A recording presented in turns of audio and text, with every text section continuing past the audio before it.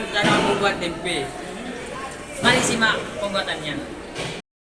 Kami di sini sudah menyiapkan bahan-bahan dan alatnya, yaitu kedelai yang sudah melalui beberapa proses. Tahapan pertama yaitu perendaman. Tujuan dari perendaman adalah agar terjadi fermentasi asam laktat dan dapat menimbulkan kedelai menjadi asam sehingga proses pertumbuhan tempe dapat terjadi.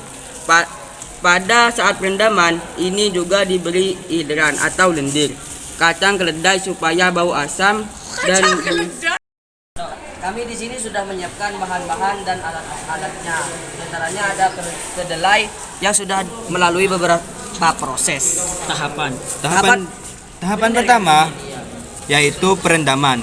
Tujuan dari perendaman adalah agar terjadi fermentasi asam laktat dan dapat menimbulkan kedelai menjadi asam sehingga proses pertumbuhan tempe dapat terjadi.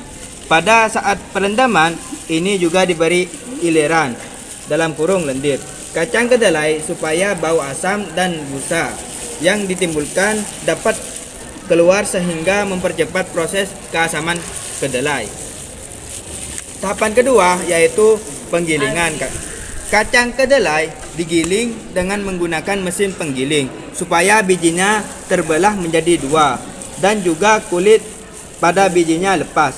Tujuan dari pengupasan kulit ini agar miselium pada tempe dapat tumbuh pada saat fermentasi berlangsung. Kita lanjut pada tahap yang ketiga.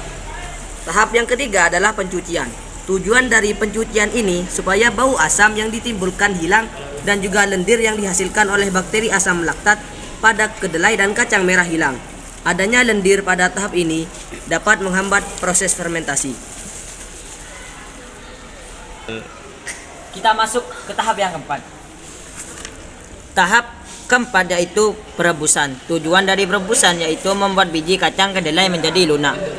Perebusan juga berbentuk untuk mematikan bakteri yang masih hidup selama proses perendaman. Kita lanjut ke tahap kelima.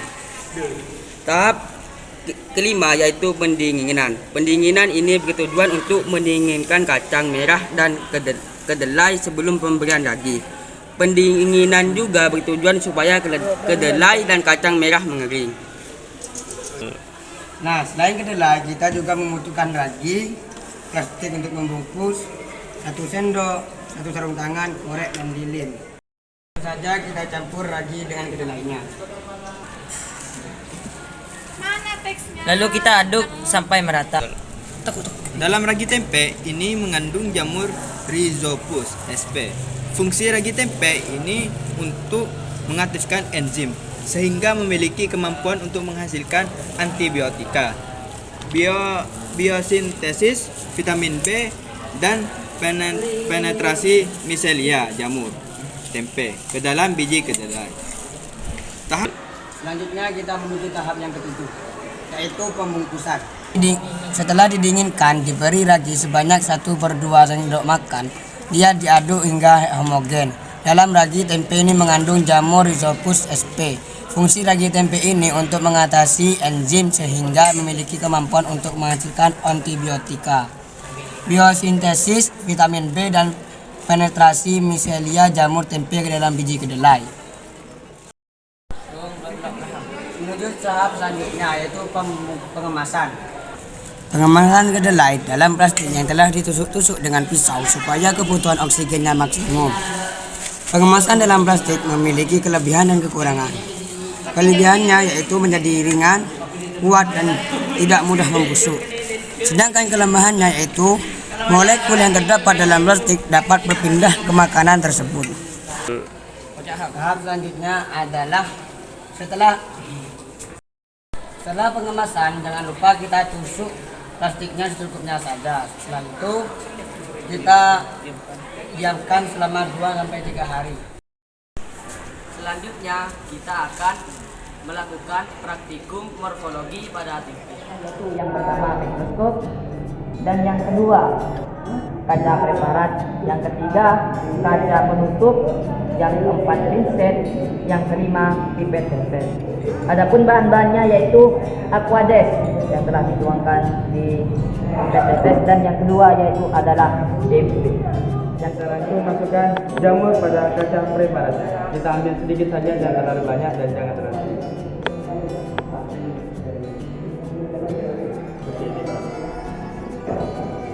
Kita letakkan di atas kaca preparasi. Setelah itu kita teteskan aquades di atas jamur tadi, jangan terlalu banyak, 70.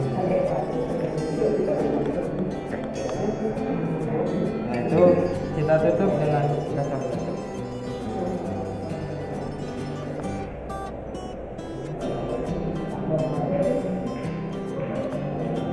Oke, setelah itu kita masukkan terhadap meja preparasi. Kita buka dulu penguncinya. Pastikan ini sudah ada di batas pojok meja preparasinya. Setelah itu kita lepaskan kuncinya. Setelah seperti ini, kita hidupkan lampunya. Kita sesuaikan sesuai dengan jamur yang ingin kita tulis. Kurang lebih seperti ini. Setelah itu kita menggunakan lensa yang paling kecil terlebih dahulu untuk melihatnya.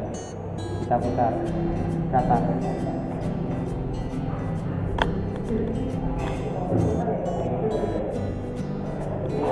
Ini sudah terlihat bedanya seperti apa jamur.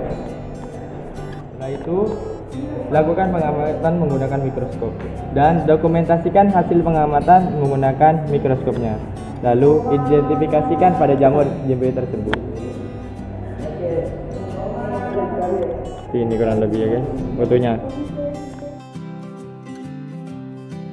Oke teman-teman, di sini jamur Rhizopus oryzae termasuk dalam zygomicota yang sering dimanfaatkan dalam pembuatan tempe dari proses fermentasi kacang kedelai.